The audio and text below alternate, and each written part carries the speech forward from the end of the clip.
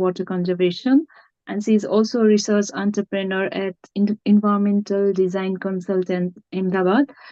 She also holds the position of National President at the Water Resources Council of India, Women's Indian Chamber of Commerce and Industry, which is a leading network of professional women leaders from the water sector across the country. Uh, with a belief in sustainability and livability, she is also in practice for nearly 3 decades, which I have already said. And she is on a journey in which she has developed concern over water and women matters, besides her interest in managing the knowledge about them. You can find more about her experience, which I will share in the chat box through www.mansee.in, and also her institution at www.in. I will just share in the details in the chat box. Over to you, Mansee. How would you like to present yourself today? You could just continue. Thank you. Yeah. Thank you. First of all, Dhanushi, I don't know how you bumped into our water conversations, and from there we started our conversation. And thanks, Sony, for starting the session officially for today. And just small correction on W for W. Of course, we do our signature campaign on Wednesdays for water, but W for W is abbreviated from many words: V for water, women for water, world for water, and Wednesdays for water. So that's why we have it W for W as our name of the foundation. When I saw W for W, I thought Naturally. like women for water. Yeah, so it is. So when you look at our website, you will find that there are around 6 or 7 words which we have tried to put together in W for W. Anyway, I like democracy of water, or democratizing water. So first step towards democracy is to ask all of you, would you like to have a PowerPoint presentation, or would you like to have an interaction, which is my preference? So maybe people raise their hands for PowerPoint interaction with each one of you. First, please raise your digital hand. And also, it's a good time that you all switch on your camera. I think Dhanushi and Sony would like to also have a picture shot of the event. So that makes it more useful for all of us. And even in the digital world, we can be physically connected. That's a simple way to put it together.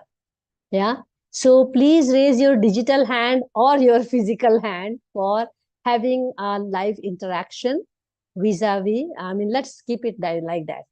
Hand raised for live interaction. And the second option I will put for, so we can do that, live interaction. Okay, let us have a count. We have in a democracy. Okay, I think we can go with live interaction. I will still later on share with you the PPT, because my speech and interaction will follow a certain structure, so that it's we don't deviate from the very focus of what we want to discuss today. So let me start, which I always like to start my public speaking, with some questions. And as I mentioned, it will be a good idea not to have a monologue from my end, but to have a dialogue between all of us. When was the first time you were taught about rainwater? Maybe we take one person. Formally taught about rainwater.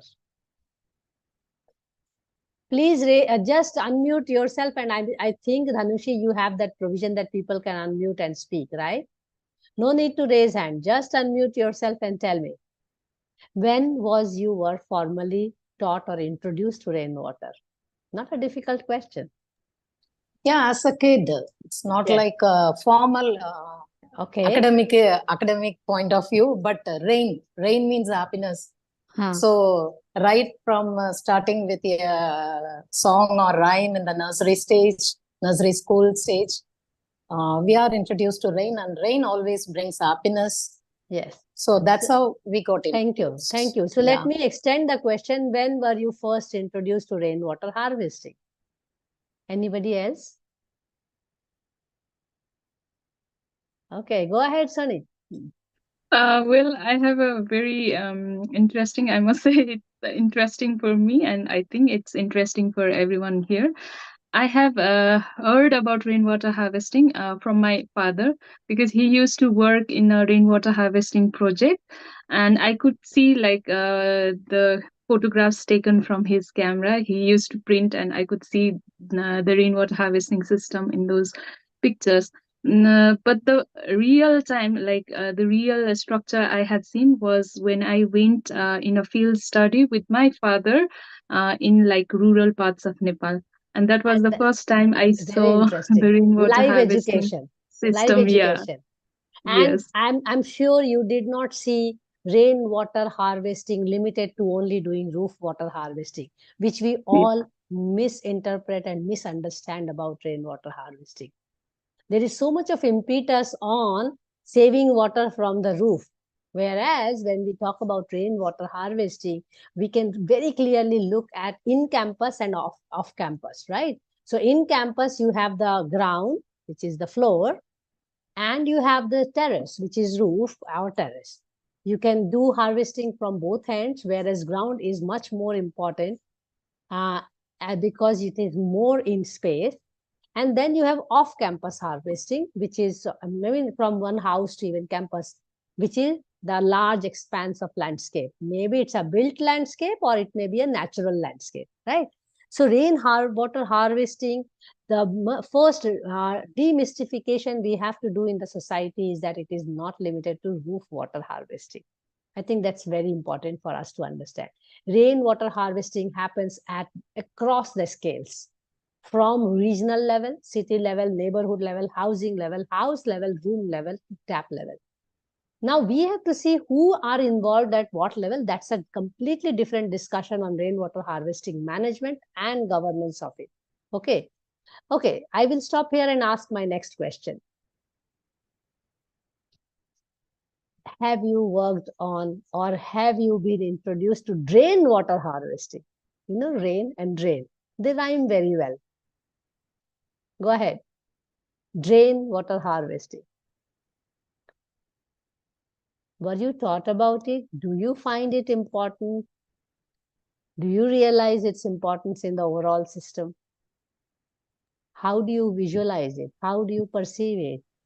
I would like to hear about it. Renuka, I see you unmute Yeah, yourself. is it connected with this biotanks? Now we are trying that.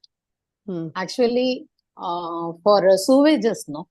Sewages at in the premises, like confined area. So that one we are introducing bio masses and everything, and we are converting it as a water, treating it and using it for gardening or something. Okay. So I think so. Very good. The moment we talk about drain water, we already get an impression of wastewater, right? Whereas in the past, not too long ago, by the way, the traditional past, in the recent traditional past, drain was usually a natural drain and not necessarily a wastewater drain. Drains were kind of veins of the water system connecting different water bodies from all sides, from ponds to lakes to wetlands to rivers. The connectors between all these system of water bodies were drains, natural drains, which sometimes we call as streams. If they are little wider, they become streams. When they are even wider, they become rivers also, right? Unfortunately, the way we have been officially tagging it, we have had a connotation of putting drain along with wastewater. And that already kind of discriminated between water harvesting, rainwater harvesting, and rainwater harvesting. Whenever you are discussing rainwater harvesting, you will never hear people talking about rainwater harvesting. And probably that's something which I wish to bring forth to you in this conversation today. Because if we are not addressing rainwater harvesting, we are actually not addressing rainwater harvesting completely or holistically at all scales of operation. So let's discuss about how do we look at rainwater harvesting in our own countries. I can give example from India, like we have the National Water Mission, we have catch the rain where it falls, when it falls. Maybe someone can tell how it is in Sri Lanka, how it is in Nepal, and how it is in Bangladesh and other South Asian countries. So do you have any national movement or policy in Sri Lanka or all these countries which I just mentioned? Please unmute yourself and let's see what at a country level we are deciding to save water. Sithara, maybe you have unmute, you want to speak about it? Enlighten us about Sri Lanka. What's the national policy? In Sri Lanka, we have a rainwater harvesting policy, I think. It says in urban areas when they are approving the plans for their household, they have to, up to some extent, they have to include the rainwater harvesting system in their plan. So you may have noticed, or probably now you will notice, that much of this discussion on harvesting rain from the roof. Yeah, I'm not getting you. Right. Harvesting rain from the roof. Yes. From the terrace. So already our national policy itself needs to delimit its definition of rainwater harvesting. Yes, yes. You know, so this is also where we have to really have a better understanding of when we talk about harvesting rainwater. And why should we harvest rainwater? That is also an important topic which I want to just take it up with you. But let's hear what's there in Bangladesh. Do you have any national policy for rainwater harvesting? Or in Nepal? National go ahead. Yeah. National Building Code, there's some legislation. We need to revise some things. So definitely not only for the general rainwater harvesting, also in the building step or all the things, there's some policies. So yeah. So you have National Building Code. We also have it in the National Building Code. I'm sorry. I'm sorry. Where we are looking at rainwater harvesting in a particular way when the building is designed now. Now it is mandatory in India to have rainwater harvesting in urban areas. Do you think doing those roof water or terrace water harvesting will be enough to save all the rains that we receive in the country like India or Bangladesh or Sri Lanka? Because we may not agree, but we are rain-rich countries. We are super rich countries. Although many a times when I have seen in COP and all kinds of climate discussions, Indian counterparts are always cribbing about the fact that, oh, come on, we are 16% of world population and we receive only 4% of rainwater from the global share. We are already water shortage in terms of the global per capita rain received. Having said that, in India, we are only harvesting 8 to 9% of rainwater. We are storing them. So you can imagine where is the gap in saving the rainwater. Okay, so if we are letting around 90% of the water get into the sea, or in our case in India, we are losing fresh water. And why it is important to really save the fresh water is something as a question which we need to discuss, because there is water everywhere. We still need the fresh water, right? We cannot live with the salted water, because salt water desalination and the process of making it potable has two major impacts. One is that it is an expensive process. It is very, very, intense process, and the brine water that comes out of it is a serious injury to the marine ecosystem. But there are countries who are doing it because they are short of rain. Probably in countries like India, Bangladesh, Nepal, Sri Lanka, we need not go that route, which is also tried out. Now in Chennai, we have desalination plant, and we are trying to increase the capacity of the desalination plant. But if we keep all of these aside, we want to talk about rainwater harvesting at all scales, from regional to house level to even room level. When you make a five bedroom toilet house or for a rich person, and you have a terrace water harvesting, I want to ask a very, very socialist question here. Do you think that water harvesting is enough? It's a blue wash.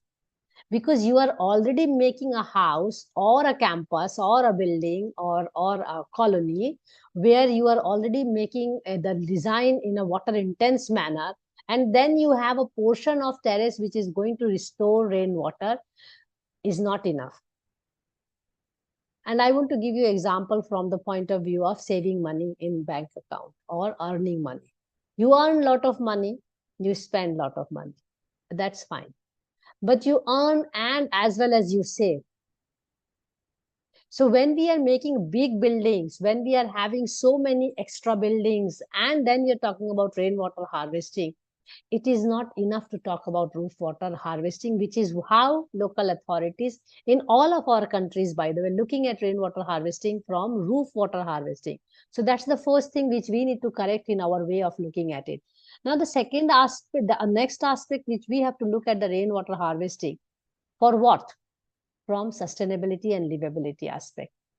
Why do we need to harvest rainwater at a campus level, which is, it can be house, it can be institution, it can be office. Why do we need to harvest rainwater? Source of fresh water, right? At your doorstep. Yeah, and to avoid taking the groundwater, depleting the groundwater. Absolutely. We should really focus on promoting use of surface water as much as possible. Unfortunately, India sits as one of the major guzzlers of groundwater. Only India from entire planet consumes 70% of groundwater. We are so groundwater dependent, despite the fact we are so monsoon rich country. But every time the logic is given is again 16% of world population and 4% of world rate. And that logic is used to do farming out of groundwater, and much of the farming is also for virtual water. When I say virtual water, because we have moved in our country from sustenance farming to farming for economy or for profit. So we are growing 130% of food, agriculture, or cropping for almost the world. 130% for the entire population to be fed 3 nutritious meals a day. So that, which means we have enough water. But that enough water, 70% of it is drawn from groundwater. So we grow 130% of the food that the nation requires, and still the nation has more than 60% people not even eating 1 nutritional meal a day. So where is the math wrong here? First of all, we are drawing groundwater as rightly mentioned. So we are losing groundwater.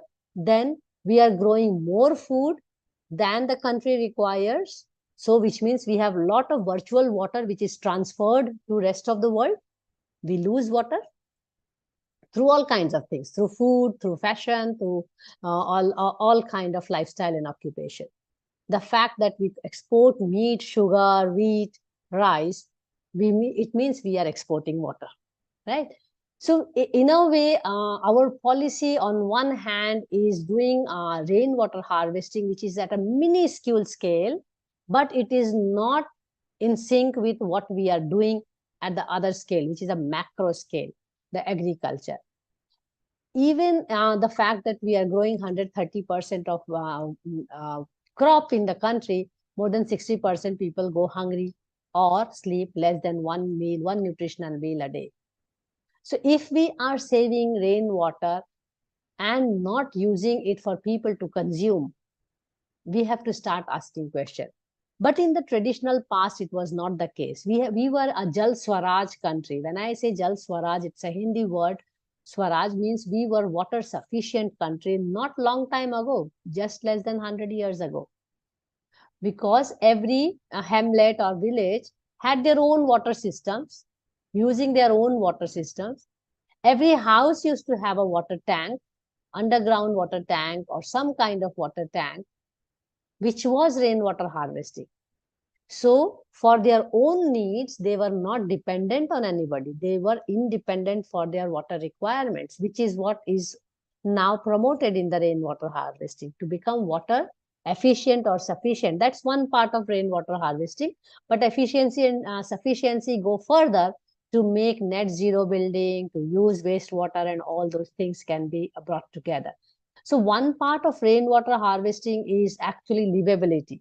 That in my campus, whether it is a house or institution or township, we have enough rainwater stored for our regular or daily life.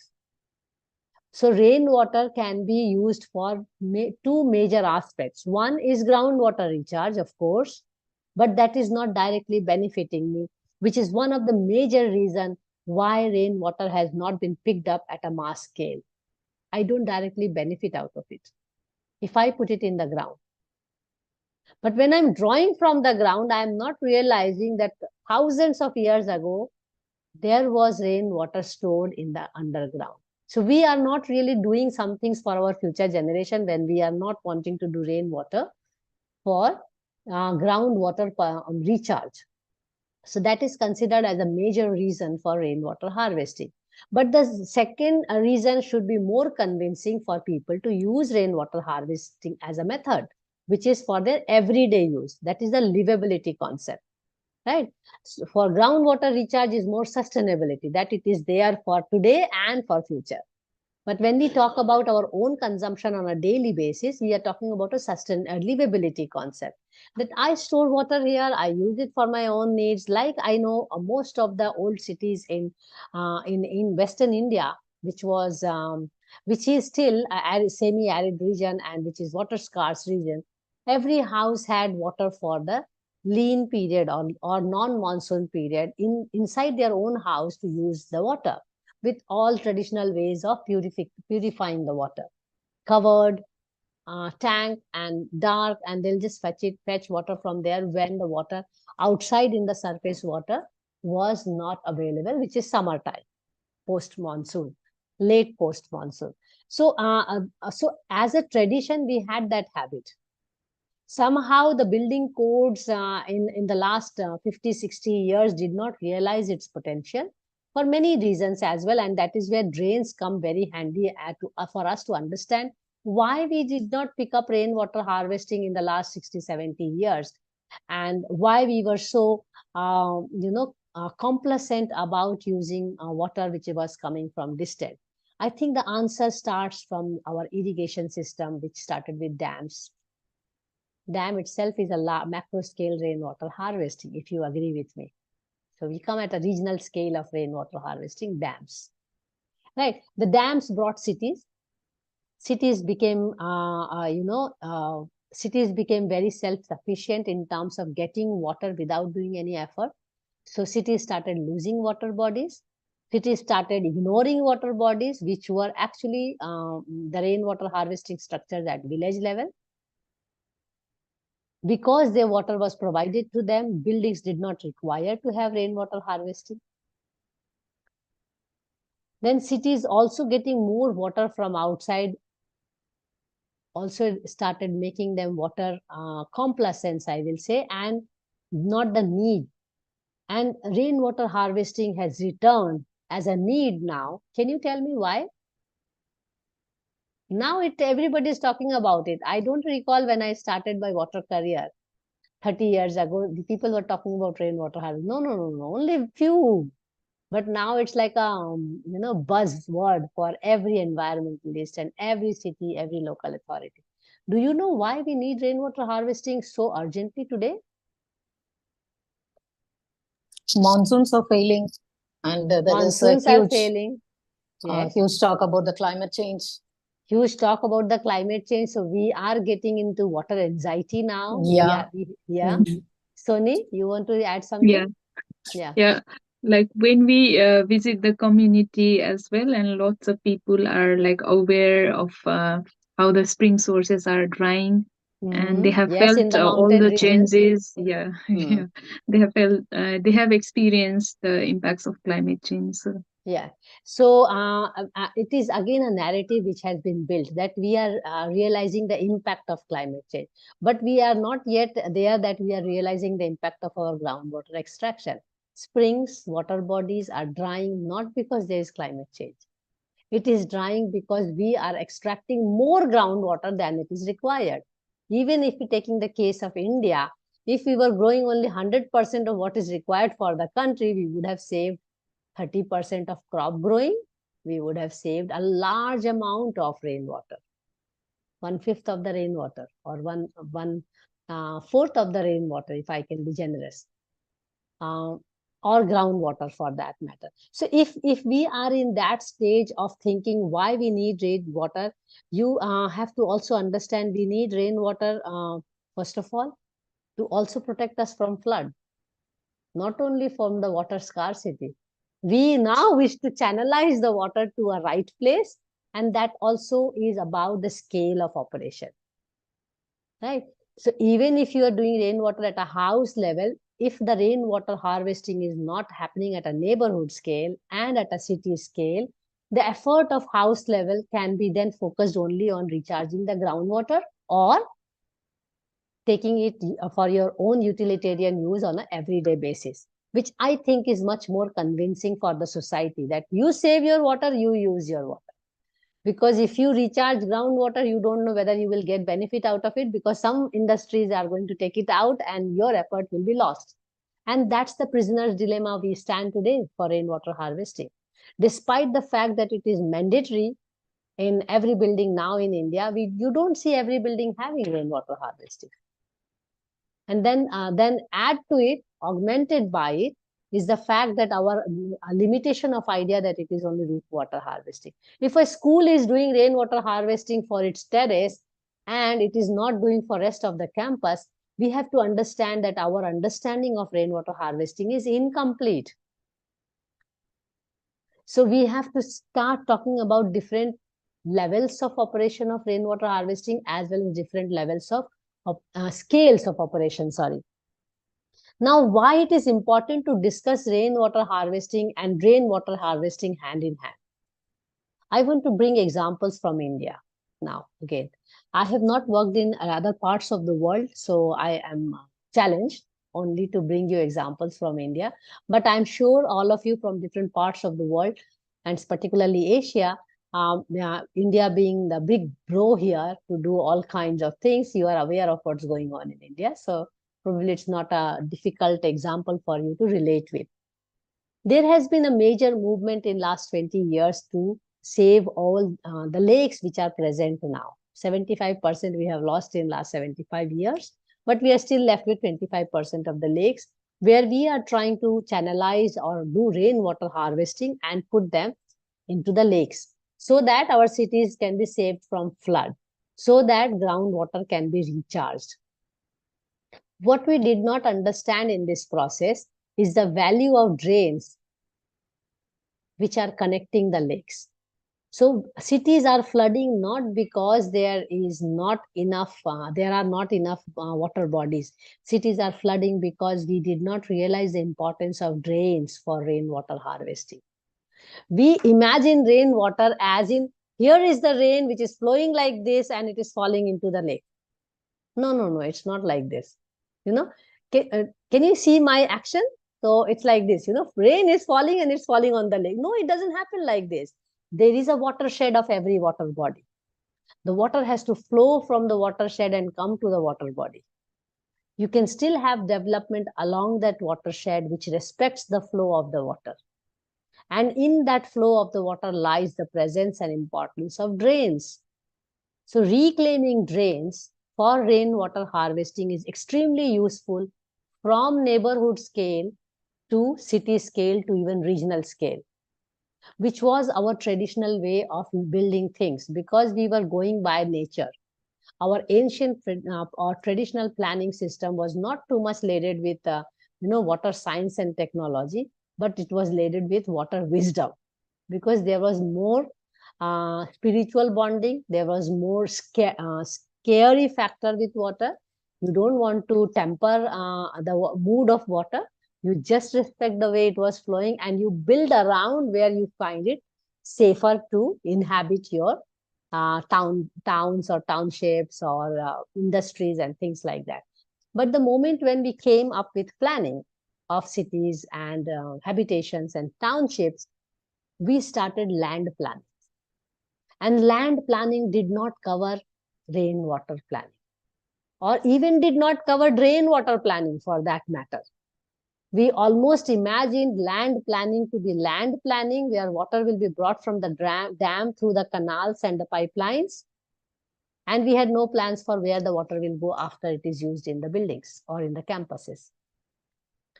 That is where mathematically every metro city or big city which is getting water from dams from nearby, they are water surplus. It is a simple math you have to please understand.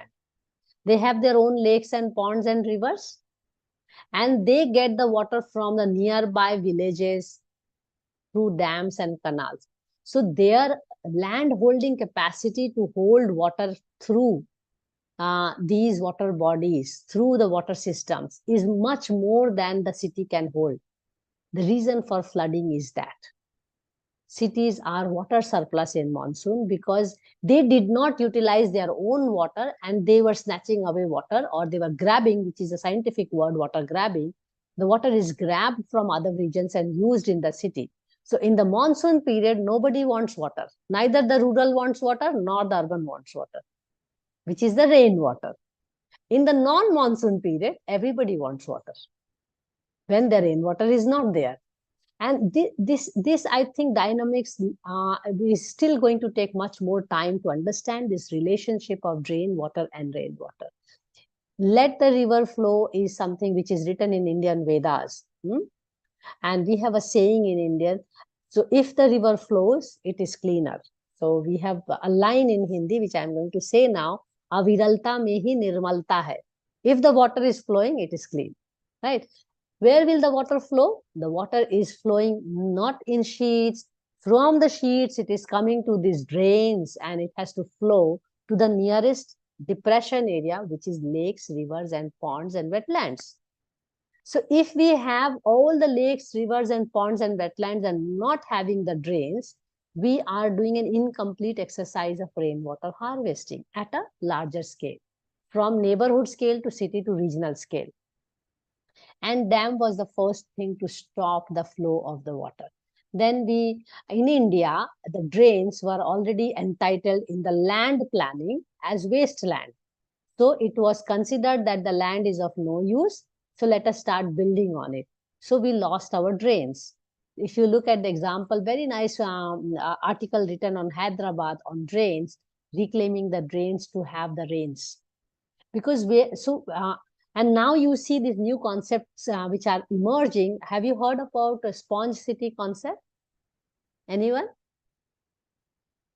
Have you heard about sponge city concept? Please read about it. It's a very interesting concept which is talking about reclaiming water bodies from the land. So past nearly 100 years, we reclaimed land from the water. Basically, we closed down water bodies. A lake lost is a land gained. A drain lost is a land gained, and that is how urbanization happened. Because there was somebody, some organization, state level, national level, which was ensuring water from the dam through irrigation system. So we did not require the drains for ourselves. We did not require the lakes and ponds for ourselves. We were willing to let go. Right? We did not require rainwater harvesting for roof and our campus because somebody was providing us water and somebody was taking our wastewater out from our site without realizing that the wastewater was going back to the water bodies. So this whole one water cycle is still taking quite some time because we are very short of water education in the world. We are not teaching water enough. That the water that we are drawing is fresh water. We are using it either through industry or domestic or agriculture. We are creating pollution into it, or we are adding pollutants into it, and we are sending it back to the water bodies, whether it is lakes, rivers, seas, or oceans. That again turns, this is a simple water cycle which we studied in school. Do you remember transpiration, evapotranspiration, percolation, all those, precipitation? Very simple cycle with 4 words. But when you elaborate that 4 word, the whole humanity comes into picture. The whole civilization comes into picture. But what is happening in the process is drawing fresh water. And by the way, rainwater is also not fresh water. If you have that misunderstanding, you also need to clear that. Because when you see all those You can really go through all the extensive literature or technical literature on having rainwater harvesting from roof. Let the first 2-3 rains go away, then you clean your tank and then you restore. So I'm not getting into the technicalities of it. You know all this because we are already a group of people who are working on rainwaters.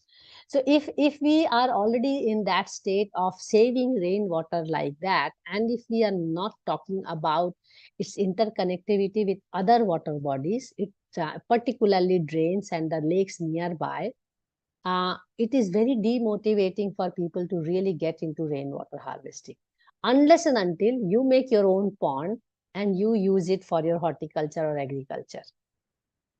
So agriculture through surface water was our way of doing before our motor pumps came, which can draw water from the ground. It is only after industrial revolution that we have our pumps where we can go as deep as possible. The deeper your pocket, the deeper you can go into the ground and draw water. Before that, we were all dependent on rainwater to do farming for our domestic purpose, for our all ritualistic purpose. Now, when we are talking about sponge cities, which is part of rainwater harvesting at a macro scale, we are already considering flood as a problem. We are already considering shortage of water supply as a problem. Not to everybody, because water is now an equity issue, because the haves and have-nots have very different access to water. Chennai is a classic example. Ground day zero. Cape Town, day zero. But that doesn't mean that everybody did not get water. There was water. It was priced higher than you are used to of getting water, right? So tankers are coming and they are priced. If tankers are coming, which means there is water somewhere. So it's a governance issue. So we will not take the governance issue, but take the technical part of it. So there is water which can be used for people. So when we are talking about sponge city, we are actually bringing those aspects back, and we are trying to look at how we can start looking at land and water integration, because we lost majority of the water bodies in the process, because we were drawing more groundwater and surface water bodies are getting dried up. And in India, I can tell from India's point of view, if a water body is dry for 10 years, it is entitled to go for development. The irrigation department declares it as no water body, or it is no more a water body, and it is converted into agricultural land. And then after a few years, agricultural land can be converted into developable land. This is by law.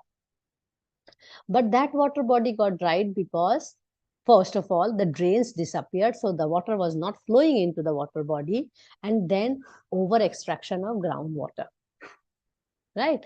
So in the both process, we lost the whole rainwater harvesting. Now, what is the sponge city trying to do? Because we are getting flood, the whole idea which was conceived, by the way, again in China, in Wuhan, is that reclaiming land back to water. Why? We lost them. Now we have flood everywhere. Rainwater does not have any place to go. I can tell you from my own city, Ahmedabad, which is in western part of India. In 2000, I had just completed my master's thesis in urban design. And in 2000, we had a major flood. All the city was flooded. There was no water in the lakes and the river. And I'm not joking. Because water could not reach to those water bodies because there are no drains. Drains are filled up and made land. So now what sponge city as a concept is trying to do, there is a serious research happening also at TU Delft. I'm aware last year they had floated some scholarships and PhD positions also, TU Delft, Netherlands. They are trying to reclaim those unattended lands, those low-lying lands, and trying to see if they can be converted into wetlands. We have to understand that wetlands are the major source of water, fresh water after groundwater. It's not the lakes, ponds, and rivers. The shallower the water body, the larger the water body, there is more likely that it is going to be fresh water. Also, it is large expanse of land, so it can hold more water. It can percolate the groundwater, so it is considered as the major water source after groundwater for our fresh water supply. And sponge city concept is more like connecting small water bodies, connecting the drains wherever it can be reclaimed, and making a network of water bodies as wetlands for rainwater to percolate inside the ground. Now, in this process, there are also evolution where people are talking about rainwater also. There has been attempt also in my city in Ahmedabad, where they have tried to interlink the lakes, but unfortunately through underground pipes of drains. But then Hyderabad tried little bit, but did not succeed. Bangalore tried little bit, but did not succeed to connect the lakes through drains, open drains in the past, which were called natural drains. Now they are called drains, because as a connotation we have, like the moment we see drain, we are tempted to throw garbage on it, So if we can genuinely perceive sponge city in the way it is conceptualized, we are talking about rainwater harvesting at a macro level, at a neighborhood level, at a city level, which will require you to harvest rain at your house level also, at your campus level as well. So it's not that sponge city is a responsibility of the government. It has to happen at all scales. You harvest rainwater in your campus level, which is house, institution, or housing, or commercial building for that matter. You keep it there. You don't let it go. You use it for your daily use. The rest of the area, because if you take any city, it's only 60% of the area which is residential in India, broadly. 20% of the area which is road in the city. But in the entire 60% of the land which is dedicated for residential, 60% is supposed to be kept open to sky, which means there is tremendous room to do rainwater harvesting beyond the terrace on the ground of that campus. That water should stay there, because rest of the 40% of the city, which has institutions, which has roads, which has other infrastructure, and water bodies, of course, like in Ahmedabad, we have only 0.3% water bodies land area, only 0.3, with nearly 127 lakes and a river. If we can really still connect those water systems and every campus, so I'm talking about a utopian idea of rainwater harvesting from house level to city level, micro level to macro level, then and then only it's an integrated effort. But now, if we can do that in Ahmedabad, Ahmedabad can also become a sponge city and not have flood. In Ahmedabad, 1 hour of rain, flood. And it's a dry city, by the way. So if we want to really do rainwater harvesting, we have to start talking drain water alongside rainwater. And that is my major message in this conversation today. I will be very honest on that, because I know you all know how to do rainwater harvesting from terrace. I don't need to teach you the technique, but as an idea, you need to understand this. So now the question arises, who will bell the cat? Everybody is in a state of prisoner's dilemma. Every house has to do rainwater, but everybody is looking for the neighbor. Is the neighbor doing rainwater? Am I going to be punished for rainwater? Then I'm going to do. And the city is waiting for a city water plan.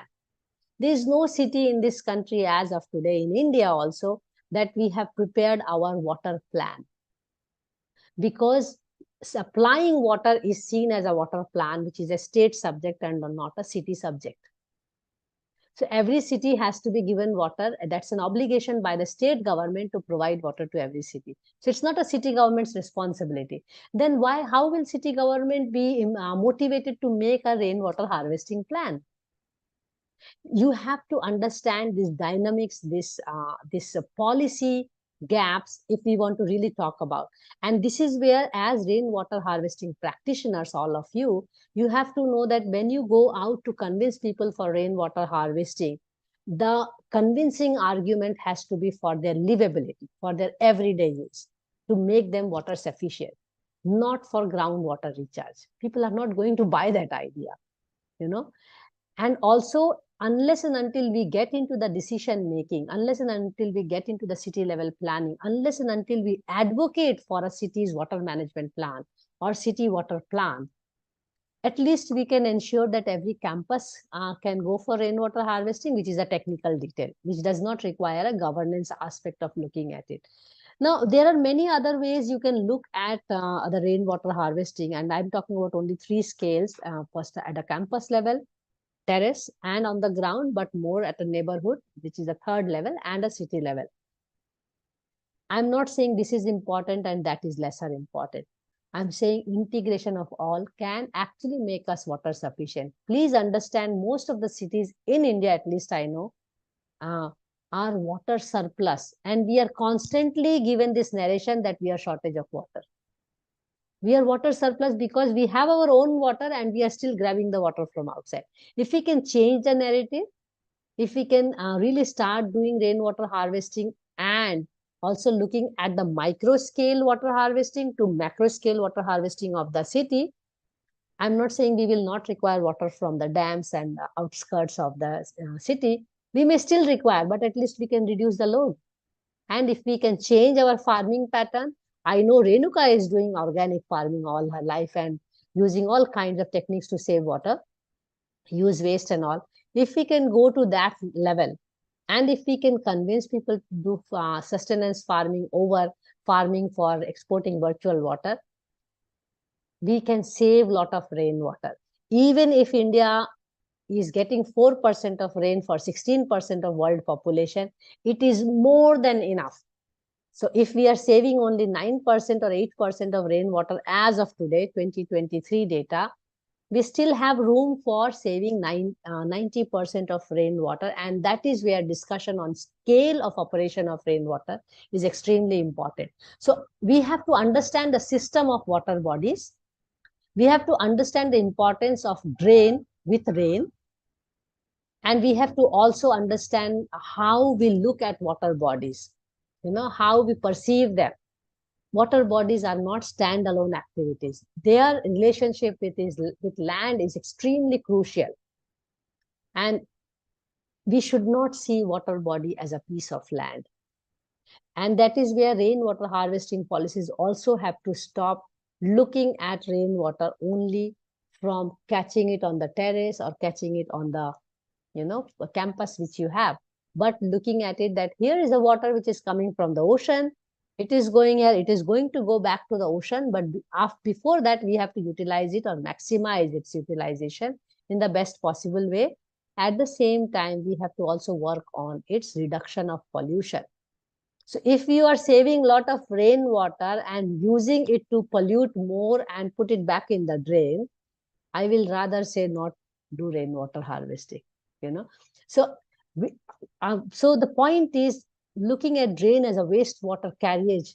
First thing, we have to demystify that they are natural. They were natural drains. They should be treated as natural drains. But because we have wastewater problem, for a long time, India did not know what to do with wastewater. So we were conveniently dumping them into the lakes and the rivers. Even as of now, when I talk to you, the government record says that India on an average now has 37% only of wastewater treatment happening. My city also pours in that.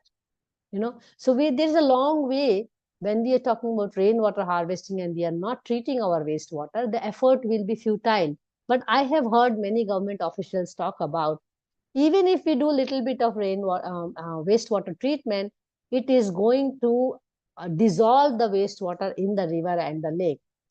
And I agree, yes, but it is not enough. So wastewater treatment also has to go hand in hand with rainwater storage. Otherwise, we have more rainwater and we are producing more wastewater because of our lifestyle and occupation. And that is not going to take us anywhere.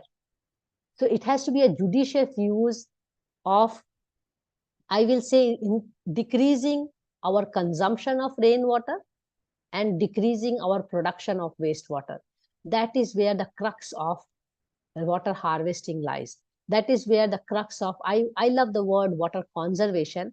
I usually do not use the word harvesting because harvesting is anthropogenic. Conservation is more ecological. So I prefer to use water conservation as a term or as a concept vis-a-vis water harvesting. But I know that it is technically called as rainwater harvesting. And let us take a pledge with all of us that we are going to delimit its definition from a building rainwater harvesting to taking from building to campus to neighborhood to even city level and even regional level, which was done in a different way. But our understanding has to change in that way, because many of you can also be in the decision making room to change and maybe have a water plan for your city or town. I don't know. And do you think we are done with the time, or how are we doing, Soni and Dhanushi? We can, we do have some members who joined slightly late for their benefit, like sure. Carol and Mr. Zahir. Yeah, Mr. Gadesi has also been very active in Pakistan in the aftermath of the earthquake. Yes. In introducing rainwater harvesting for where it was not practiced before. So, and Carol from Malawi, she will have a different experience altogether. So maybe we could continue for. Yes. Maybe we hear from them also. Yeah, we hear from them as well. But and then I want to give a very interesting example of water harvesting or water conservation. Carol, Zahir, would you like to add some points here from your region's experience? Zahir, go ahead. Thank you very much. In fact, I joined just now. I missed out a lot of discussion. If you don't mind, Mr. Gadesi, switch on the camera so that there's a human touch in the digital world. Let me on my light and then bit of light on. I really wish that we always have a conversation with video on, because it's that little human touch we wish, you know. In fact, I was in a casual mood actually. No, doesn't matter. How does it matter? Go ahead. So my granddaughter is also with me. That's why now you can look at that. She's. So I was just talking about that. As mentioned, Dhanushi, we have been associated with SARNET for the last 3.5 years, and we have been sharing a lot of experiences. Yes, in Pakistan, after the earthquake 2005, I was heading water and sanitation program of reconstruction program. So the government had a policy and a slogan that build back better. Whatever was damaged, we need to rebuild in a manner that it is better than previous infrastructure, whether it is education, health, or water and sanitation. So in water and sanitation at that time, in 2006, 7, 8, I used to share my views that it's really difficult to sensitize the policymakers that rainwater harvesting is one of the way forward. So it was really a tough time for me when I started talking about that in the context of this slogan of build back better. In water and sanitation, we need to promote rainwater harvesting in earthquake-affected areas for a long-term manner. So it took me almost 4 years to sensitize my top management. and that too is that's an educated cloud. It's not a matter of education, but if you don't have any precedents before you implement some project, then it's really difficult to sensitize the policymakers or the managers at the top level. So what we did, in fact, to convince them, we started with a small pilot project in a village, at a village level. And there was a rural health center and 2 schools, 1 girls' school, 1 high school, and then 25 to 30 houses were provided. And this village was situated on the top of the hill, actually, on more than around 2,000 meter altitude. So, so based on its evaluation, that small pilot project, then everyone was talking, oh yeah, this is good. So then we scaled it up to $6.2 million project. And that was the wow. largest ever. Yeah, that was the largest ever project in the public sector of Pakistan, under which we implemented around 40,000 systems Wow. in the earthquake affected areas. So this was the largest ever in the public sector. And at that time, I was just, when we started talking about, so I didn't find any big example even in the region. Now Bangladesh is herding, and Yes. a lot of work has been done. And by the way, at that time, there was no policy in Pakistan. Yeah, we also have it very recent, by the way, the rainwater policy of the country to catch the rain. Our water policy has been promulgated in 2018.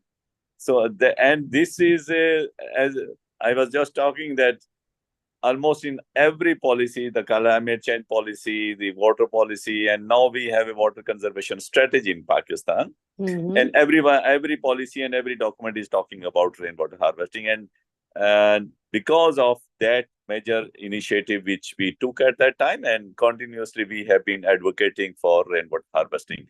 Now, in the context of SARNET, I think SARNET, when I joined SARNET 3 years back, and now we have a lot of examples, lot of precedences, lot of sharing. And I just share that recently we have gone for an international webinar, and Dr. Tanuja was there, Hen was there, I was also invited. And by the way, day after tomorrow, they are going to interview me in the context of SARNET, that how SARNET is going to expand. So I think now realization is there, and some of the last words when I heard you, yes, you were talking about a holistic picture actually. Yes. It should be a holistic approach instead of going for rooftop and no, we should go surface. for that. We should go for rooftop. But we have to delimit our idea of rainwater harvesting because it's a baby step. We need to go for an integrated manner. And all the water source. Exactly. Yeah, absolutely. Very well put, Zahir. Very well put. We need to dovetail rainwater harvesting with the existing. Exactly. With the city's water management plan. The thing is, why I'm saying this, sorry, I agree with you that it should. Exactly. Please. Yeah, that was my point as well, that we need to go in a holistic manner. Instead of talking rainwater harvesting in isolation, we need to integrate the rainwater harvesting into the main plan of the water management actually. Of the city or of the neighborhood. Anywhere, whether it is city, whether it is village, whether it is anywhere, we need to, we should not look rainwater harvesting. Yes, this component was missing previously. This was ignored. We need to bring in the overall water management and water resources actually. That is good point, and we need to promote this in that manner, I think.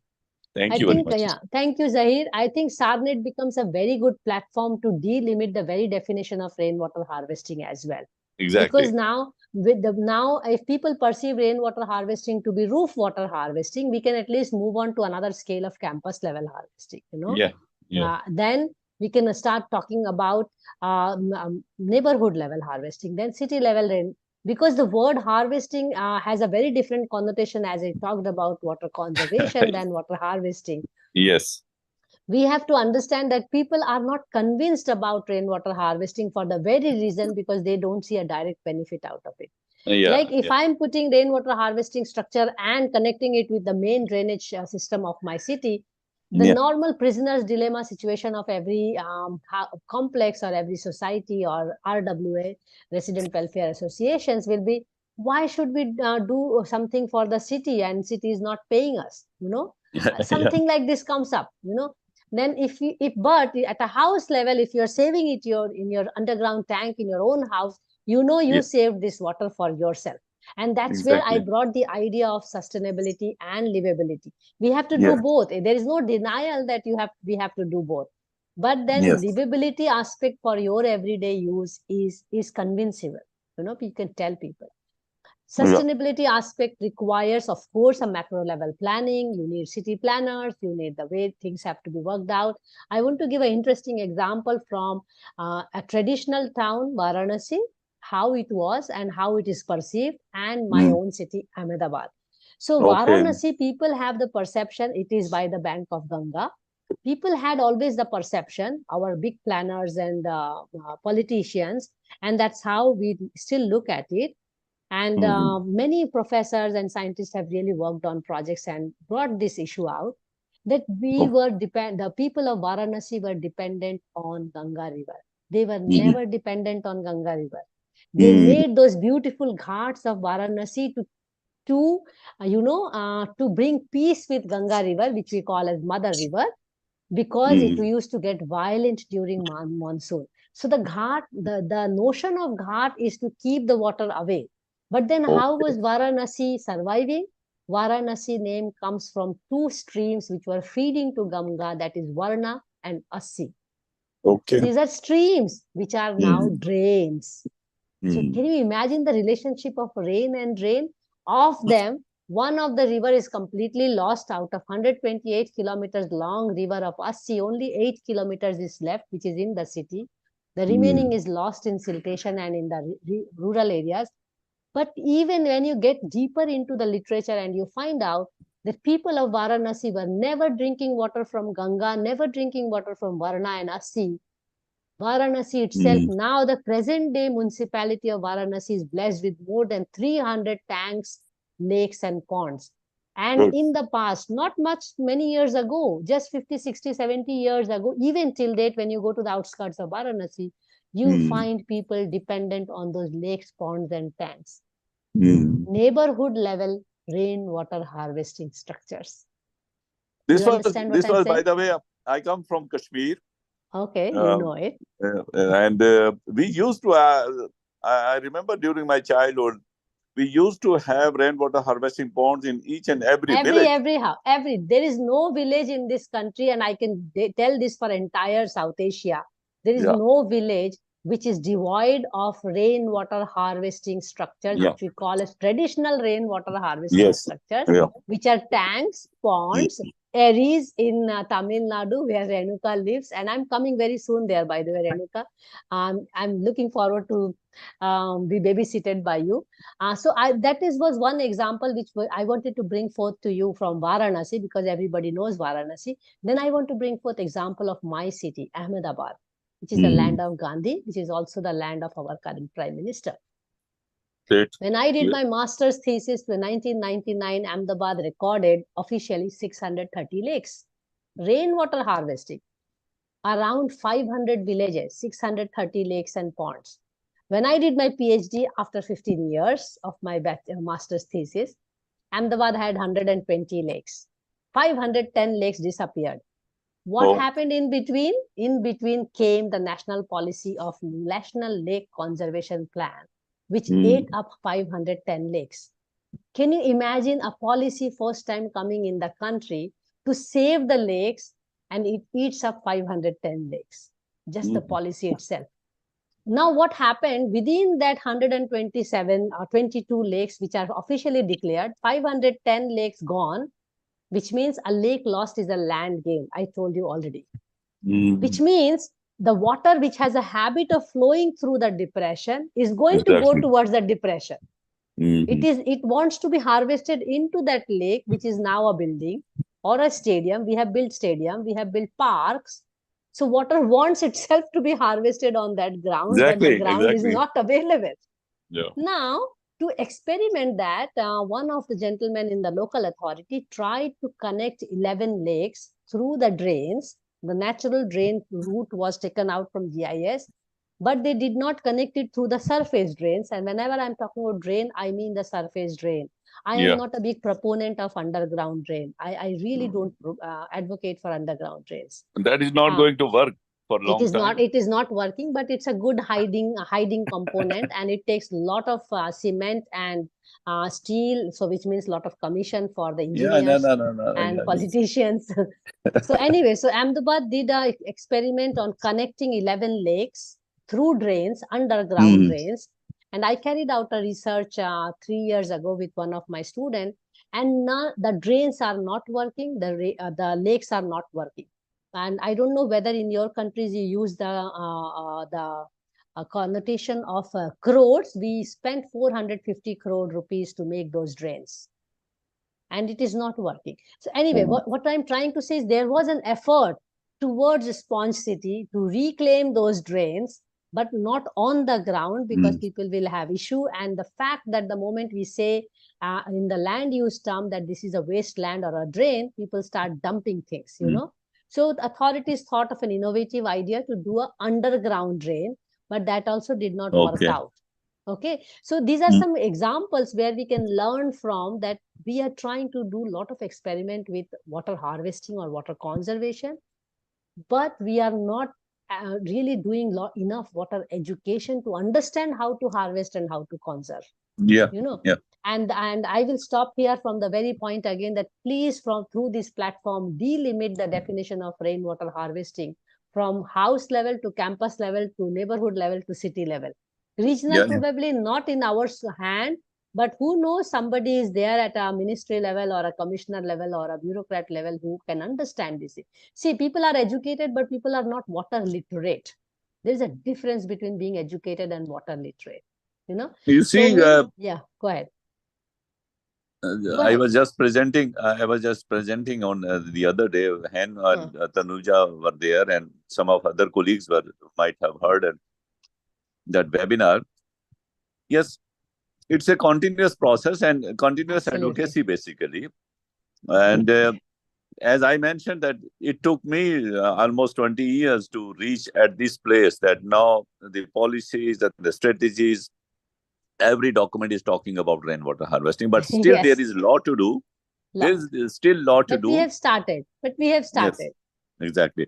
So a lot of definition, lot of technical guidance need to be developed so that it is made understandable to each and every person at local level, at regional level, at community level, everything.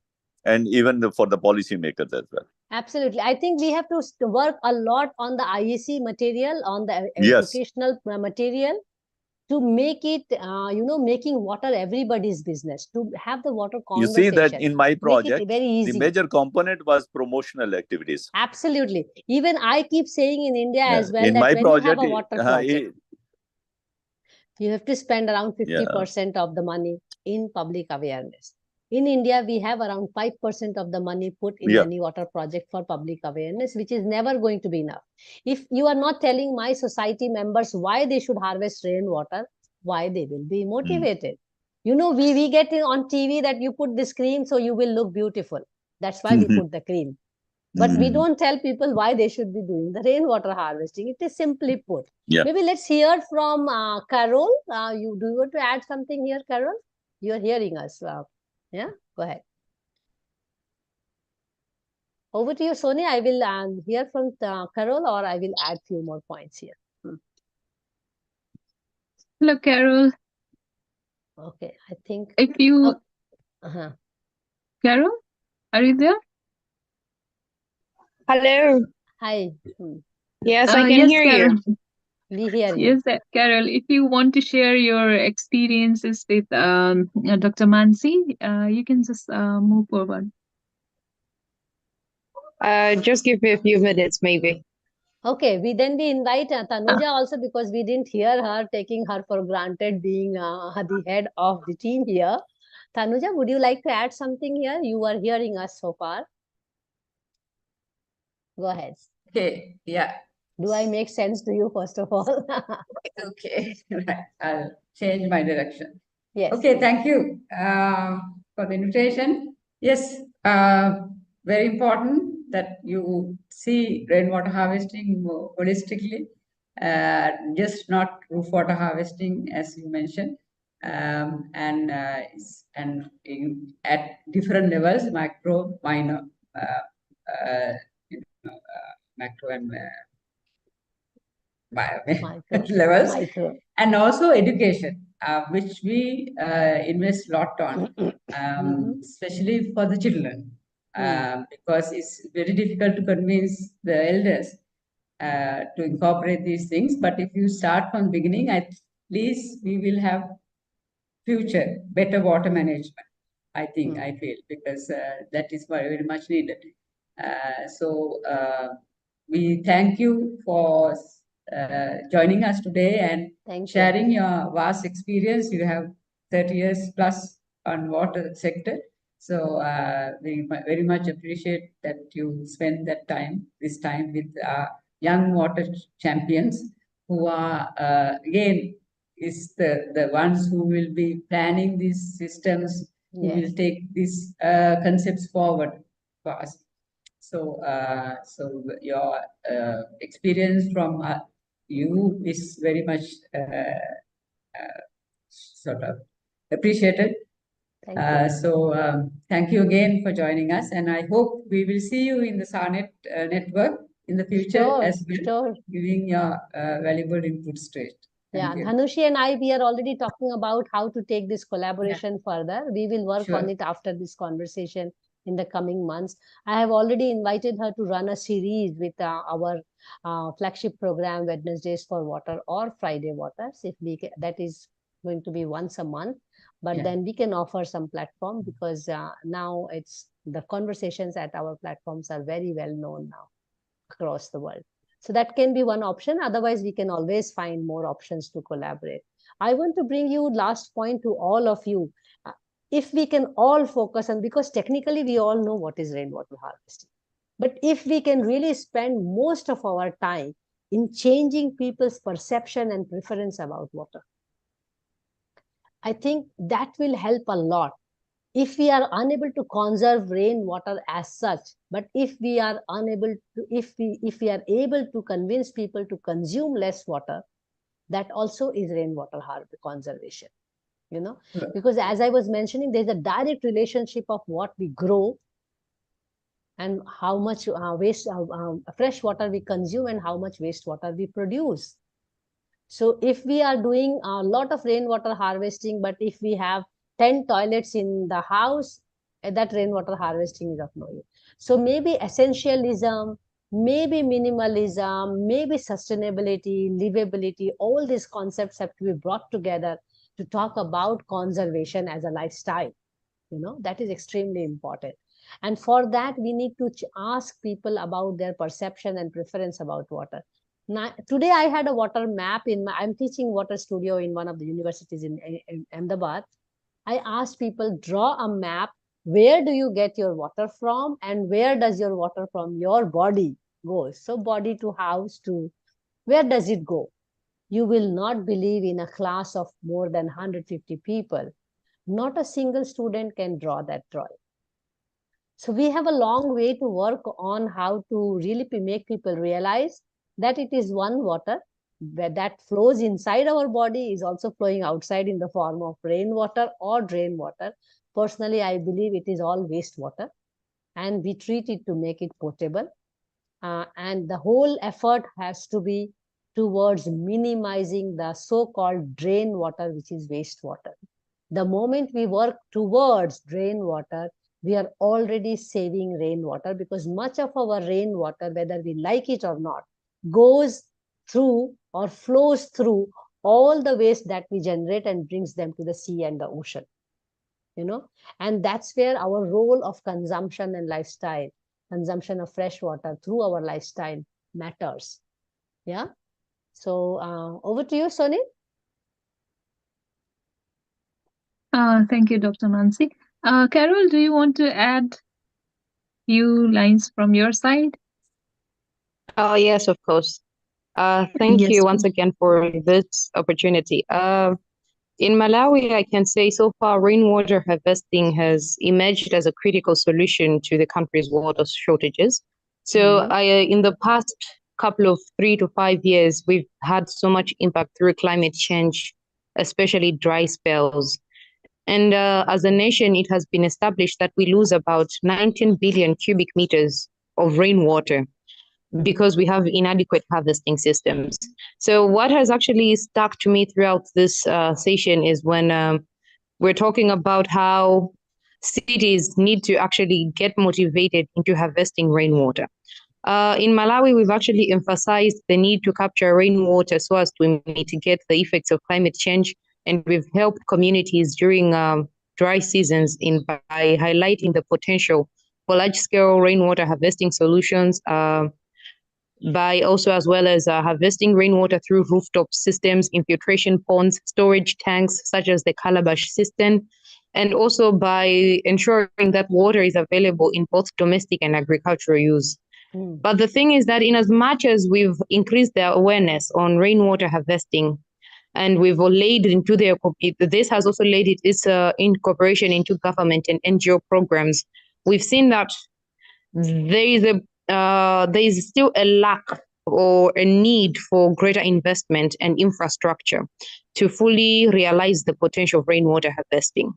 For us, is when you go in our towns, you see so much water running through our roads because there is no the proper structures to harvest this water. There is no enough drainage to direct this water into the right structures or maybe storage facilities for us to harvest this water. So I was really impressed when Dr.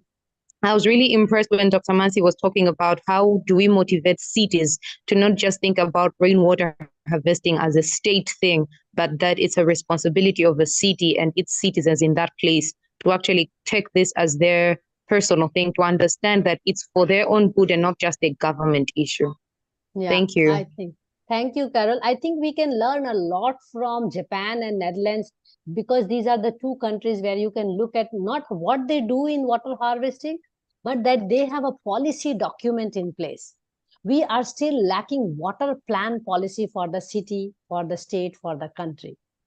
We need to have a vision plan, just like the way we have a development plan for cities. We need to have a water conservation plan for the city. Then only everybody will understand and also see the relevance of it, importance of it. We also need to put a value on water, because everything is about land. You talk about lake and you talk about the value of the land. You don't talk about the value of the water body or the fish or the birds or the weeds or the algae. I think these are the few things which all of us can start advocating along with the rainwater, because people are getting extremely confused why they should do rainwater harvesting. Over to you, Soni. Thanks, Carol. Thank you, Carol. And I would like to thank Dr. Mansee for this wonderful interactive sessions. We have very different experience today in our YRC webinar, and just some few points that I would like to highlight, which we, according to our learnings today from you, we should not delimit the rainwater harvesting concept. Rather, we start introducing the rainwater harvesting concept in our place or in our working area, I must say. And that is, we should not be just limited to rooftop rainwater harvesting, like the from micro scale, to move on to the macro scale as well. And I was very interested to know about the Sponge City concept, that is to reclaiming the land for water. I'm sure this your presentation slide will also be shared with our YRC members and everyone, to the participants as well. And yes, also you highlighted the necessity of water wisdom and water education. And our focus now should be on water conservation, along with rainwater harvesting and rainwater harvesting. So that was all some highlights of this session today. And I would like to thank you and everyone present here today. But before we end this session, Dhanushi would like to acknowledge Dr. Mansee. Yes, or Dr. Tanuja is away. Yes, Dr. Tanuja had to go, but we have all the sessions on YouTube. It's live streamed. And also, as Dr. Mansee said, I look forward to continuing this discussion and getting Dr. Mansee again with us for maybe similar or planned engagement with her. So thank you very much. It has been really interesting. I was looking forward to this session, Dr. Mansee. Thank you. For your valuable inputs. Yeah. Thanks a We lot, have- everybody. Please take care. We have a thank you card for you. Ooh. Thank you very much. Thank you. I Do I wanted see to it ask online? though, Sure, go ahead. Yes, Go ahead. let's is do that. are there any platforms from on which we can follow you, Dr. Mansee, either on yes. Facebook or Yes, anything to please. follow your work? All my social media are highly active. Please do follow them. I will be very happy if I can also learn from what you have been doing. Do check in Mansee Bal, as well as we also have W for W. Both you can find out. It's very easy. You can write Mansee Bal and comma water. Everything comes out. Okay. Yeah, thank you, Mansee. Thank you. And thank you for this program. Oh, this is nice. Yeah. Thank you, Letta. Thank you. Yeah, Thanks a lot. it has been done very nicely. Yeah. Yeah. Thanks Nice a lot. acknowledgement. Yeah. Yeah. You deserve it. Thanks. Yeah. Thank you very much. Thank you. Thank you all for joining. Thank you all. Thank you. Yeah. Thank you. Look Take forward care, all to of your you. Look continued forward. engagement with SARNET and YRC. Sure, definitely. I also look forward. Take care, all of you. Please. Yeah. You too. Bye-bye. Thank you. Thank Bye. you. Relax. Bye-bye. Bye. Bye. Bye.